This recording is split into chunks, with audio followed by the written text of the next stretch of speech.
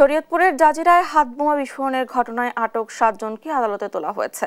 রোববার দুপুরে তাদের আদালতে তোলা হয়। এর আগে 88 জনের নাম উল্লেখ করে অজ্ঞাতনামা আরও 1000 জনকে আসামি করে জাজিরা থানায় মামলা করে পুলিশ। এদিকে এই ঘটনার প্রধান অভিযুক্ত আওয়ামী লীগ নেতা কুদ্দুস ব্যাপারীকে বরিশাল থেকে গ্রেফতার করেছে র্যাব। এর আগে শনিবার সকালে আধিপত্য বিস্তার নিয়ে শরীয়তপুরের আওয়ামী লীগ নেতা কুদ্দুস ব্যাপারী ও স্বেচ্ছাসেবক লীগ নেতা জলিল মাতবরের সমর্থকরা সংঘর্ষে জড়ায়। এ সময় কয়েকশো হাতবোমা নিয়ে বিস্ফোরণ ঘটানো হয়।